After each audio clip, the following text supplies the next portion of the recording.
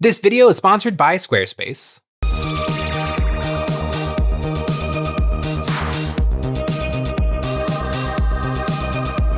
Hey guys, Jay here. Welcome to Models Memories Weekly, episode 255. Models Memories is a show about nothing and is filmed in front of a live studio audience. This is a show where we're talking about painting, modeling, and wargaming experiences from the week.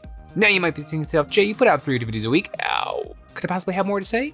Well, I do, and here goes. This week, Games Workshop showed off some spicy new Chaos Space Marines. I managed to get a little Space Marine done for my own army, and some old school Space Marines are coming back from the past. Space Marines, not particularly square, but today's sponsor, Squarespace, has all the squares. Squarespace allows anyone to design the website of their dreams with the most powerful and easiest design tools in the industry, like Design Blueprint. Using AI technology empowers anyone to build a more personalized website tailored to their needs, crafting a bespoke digital identity. Choose from a professionally curated selection of styling options to build a unique online presence from the ground up. Squarespace makes sure it's easy to launch your website and get discovered fast with integrated, optimized SEO tools, so you show up more often to more people and grow the way you want. With Squarespace, it's never been easier to set up a unique online storefront. Whether your services are physical, digital, or service-based, selling your wares has never been easier. Squarespace offers an unmatched ability to showcase your unique wares with images, videos, reviews, and add-ons, all capped off with their seamless checkout tools, letting your customers use whatever system they prefer, whether Klarna, ACH Direct Deposit, Apple Pay, Afterpay, or ClearPay. Squarespace offers a free trial for you to dip your feet into and test the waters, and ready to dive in headfirst, you can go to squarespace.com/EonsOfBattle or follow the link in the description to get 10% off your first purchase of a website or domain. Games Workshop has been hitting us with all sorts of new chaos goodies,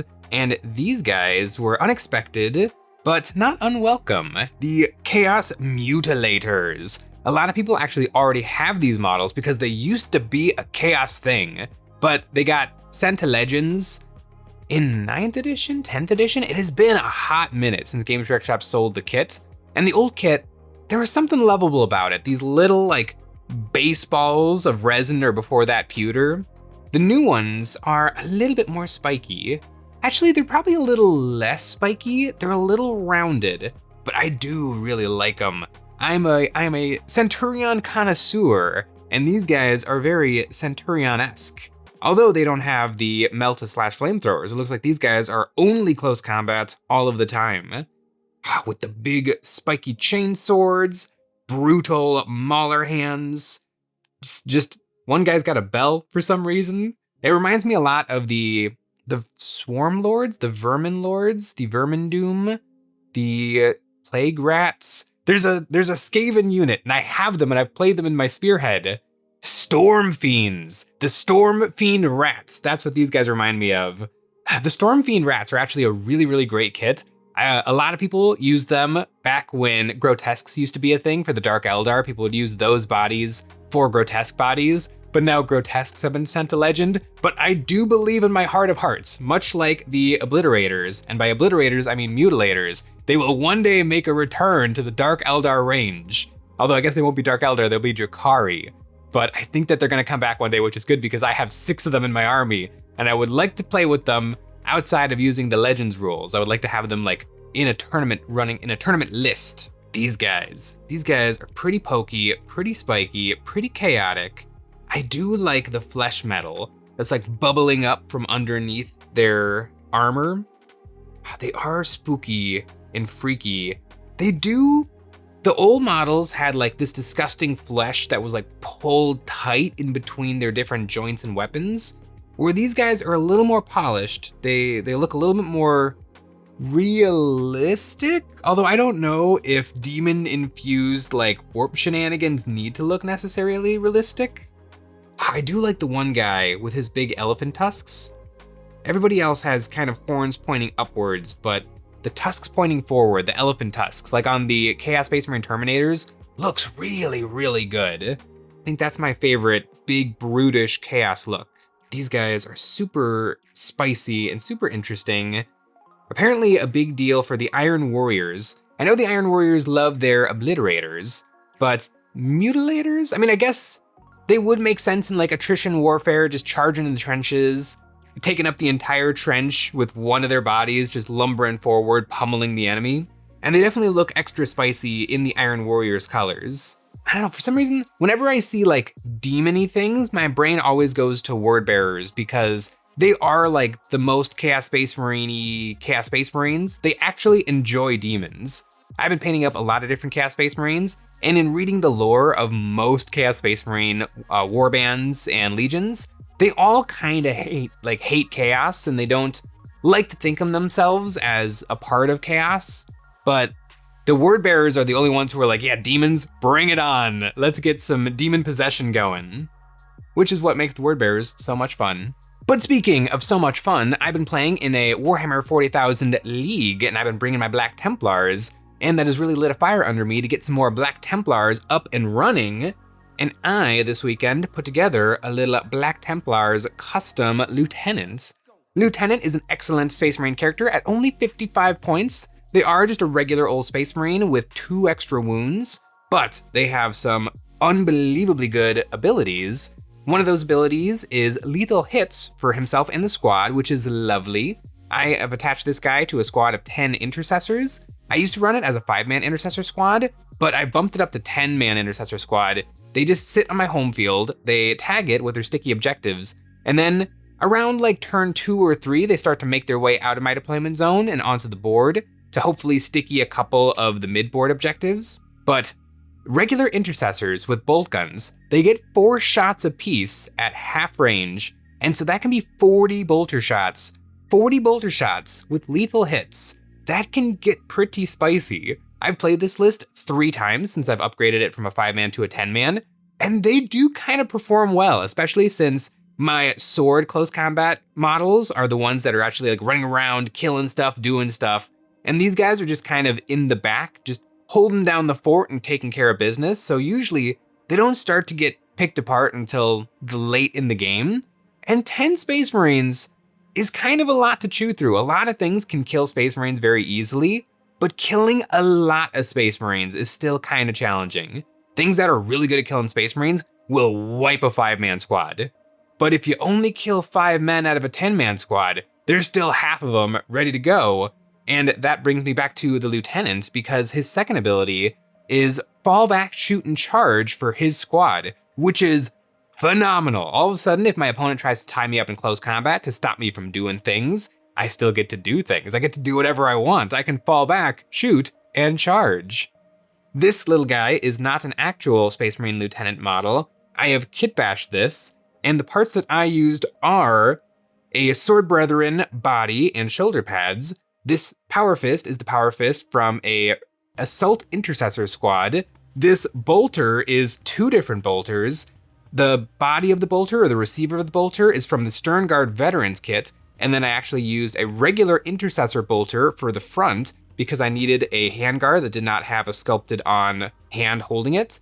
This little scary skull is from the Black Templars upgrade frame. This helmet is from the Devastator Space Marine kit, an oldie but a goldie. And this backpack is from the 2017 store birthday model, a Space Marine Captain backpack, but I think it looks really good on this guy's back. All in all, I am super happy with how this little sucker turned out.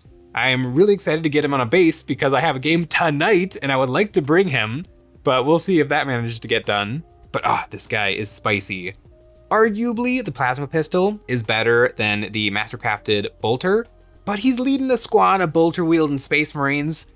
I kind of want him to have a bolter. I think he just looks better leading the squad if he himself also has a regular old bolter that I'll probably forget to shoot in game, because arguably 2 shots of strength 4 doesn't really matter even if they're hitting on 2s. And to be fair, most of the time I don't even shoot the plasma pistol, and I almost never overcharge it because it's killing 1 Space Marine is usually not worth a 16% chance of losing one of my Space Marines. Usually I just leave it for close combat, and I absolutely rip and tear. Black Templar in close combat. They're so good. I've been running this list over and over, trying to get better at it and trying to get better at 40k, and I've really, really been enjoying it. I feel like they're finally, the Black Templar are finally hitting as hard as I would like Black Templar to hit. Anything I can catch in close combat, I kill. Then I get shot. But we don't focus on that, we focus on the killing. I've played against Space Marines, against a very spicy, very flamethrower heavy, not Bringers of Flame, that's Sisters of Battle. It is the Salamanders detachment. The Vulcan Histan, the chapter master of the Salamanders, is really, really good. He makes he makes the Flamethrower Marines, the Infernus Marines. He makes those guys really, really pop off. and 2 Land Raider Redeemers. Whew, 2 Land Raider Redeemers is a lot to see across the table. But I've also played this list into AdMech. I actually defeated the AdMech in one of the games, and then I played AdMech again and lost. But it was a very, very bloody game. I think the game ended, and there was 3 AdMech units alive, and my very last Black Templar unit got wiped from the table, which was sad, but so much blood was spilt in the name of the Emperor. I have been enjoying the spit out of bringing some Space Marines on the tables, but Games Workshop is bringing some blasts from the past in terms of Space Marines, and that is some made-to-order goodies. A bunch of different old school captains from the different chapters, Dark Angels, Space Wolves, Blood Angels, and the Ultramarines. I feel like the Space Wolf character actually looks really, really solid with the wolf head and the little bolt pistol with the little anime wolf tail hanging off the bottom. The Blood Angels character also looks really, really good. It looks a lot like Dante. But I feel like the regular captain should look like Dante, or just like a baby version of Dante, and they have the death mask of Sanguinius, which is a really, really cool touch that I wish showed up more. Only the Sanguinary Guard have a death mask, and they're arguably not death masks of Sanguinius. They're just kind of like scary faces, where this guy, even though he's super squat and super squished and super kind of derpy looking, if this exact model was just scaled up, I feel like Blood Angels players would be all over it because it is a really, really cool pose. The Ultramarine and the Dark Angel, they're fine. The Dark Angel is a little bit cooler, and I do like the big kind of feathered headdress thing going on. It does look good, and it would look good especially if he was riding a bike, like what are the Dark Angels Outriders called? Deathwing Knights? No, that's the Terminators, the Ravenwing Bikers. This guy would look good on a bike. And the Ultramarine, he's about as good as any Ultramarine. They're also bringing back some of the Terminator characters from 5th edition. The Terminator with a banner post is a little bit intriguing because I am working on collecting some old school Space Marines. Although this guy, a little bit too modern. I'm kind of aiming for 2nd edition, and this guy is probably 4th edition. And then, speaking of 4th edition, behind him are probably the 2 best Terminator characters Games Workshop ever sculpted. I have the Terminator Chaplain with the big scroll running between his legs and then like rolling across the floor. It doesn't make any sense how he's able to move, but that model has so much presence. It's such a cool looking sculpt. And then the Librarian. I think that this is the greatest librarian Games Workshop has ever made, and they've made a lot of librarian models. This guy looks so good. For some reason, the proportions on him don't look as bad as normal librarian Terminator proportions, or just Space Marine proportions in general, but the giant chained book on his back, the chained book on his shoulder, the force stave, his little hand doing like a force move. This model looks so good, and I would get it in a heartbeat for a Grey Knights army that I'm thinking about putting together. I would never take a librarian for my Black Templars. Not only am I not allowed, but I wouldn't do it.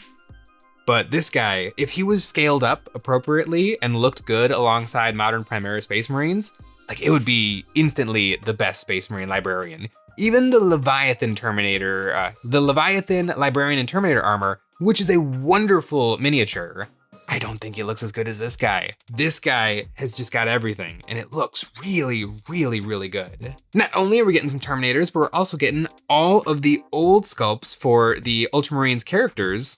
The interesting ones are Sergeant Teleron, the Scout character, which I think should probably be in the game still. It's a really cool idea that the Scout company could have some more interest going on with an attached character.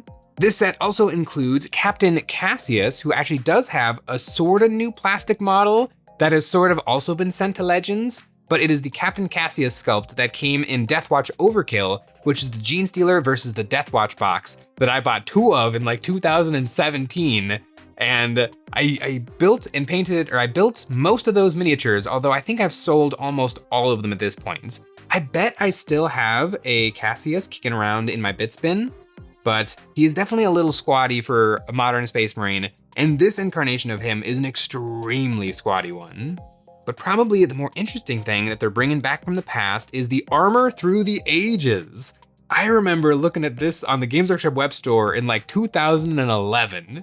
and thinking that they looked so cool. And now looking back at them, they're something. They're Space Marines. Getting the old school stuff is really interesting. The original idea of the second, the third, the fourth, and the fifth mark of armor, and the Thunder Warrior. The Thunder Warrior is really cool. The other armors, they look okay, and interestingly enough, with how 30K has evolved over the years, none of these armors actually really look that much like what we now kind of know that the armors look like. But there is something to it. I do like the weird Tin Man like welded on helmet of the OG. Is that the Mark III? No, that would be the Mark II armor. And then one thing that's a little bit lame is this took advantage of the old Space Marine accessory sprue that had like bolters and backpacks and shoulder pads. And so most of these guys just use regular Mark VII parts for most of their construction, with just their torsos and legs and helmets being resin pits. The Thunder Warrior is really cool though. I can see these guys being an interesting way to bring a little bit of variety to a Space Marine army, but you know, it has all sorts of options to bring a little pizzazz to a Warhammer 40,000 army. All of the wonderful hobby products available from EonsOfBattle.com. On our website, we have all kinds of hobby goodies, Greytide Studio bits to spice up your Space Marines, Army Painter paints, brushes, basing cork, and glue, ultra thin and ultra thick super glue. And we have terrain. It's the best way to support us doing what we do by getting a membership. Each month, members get a credit good for any one terrain pack we've ever made or the brand new one. New in February, we have created the Invaded City Bits Pack, a series of thematic pieces to tell a story of an alien civilization awakening underneath an oblivious Gothic city. This pack features tiles for filling in the flat sections of bases and many obelisks and pyramids of varying sizes to show the power of this alien architecture. There is also plenty of Gothic elements to show the poor human settlement that is quickly being overtaken by implacable metal. And of course, no alien takeover would be complete without some critters to sprinkle some otherworldly flavor over your bases. This terrain is available physically and as STL from EonsOfBattle.com. I have been playing a lot more 40K recently, and I've been building a lot of 40K, but that is not where the 40K goodness ends. My buddy Tim is going to be hosting the Midwest Mini Swap once again on February 15th from 10 to 3 at the VFW in New Berlin, Wisconsin. It is a really fun time. I have enjoyed it every single time. I've got some really fun goodies every single time I've gone. Not just 40K, I've also picked up some really cool Malifaux and other things. But it is a really fun time, and I am going to be there selling some stuff. The Warhammer collection is reaching critical mass, and some things have got to go. Some of the terrain that has been seen in the videos, some miniatures that have been seen in the videos, lots of odds and ends. A lot of it has got to go. Check your calendar, see if you can attend. It is a lot of fun, just a whole bunch of nerds swapping some minis. You see some really fun old stuff. Every now and then something new shows up, and it's a great way to get some Warhammer at a really good price, especially from my booth. We're gonna have some good prices. Also, you can meet Sean. He'll be there too, and you can ask him how the painting is going on his Baneblade. Make sure you ask him that. Thanks for watching.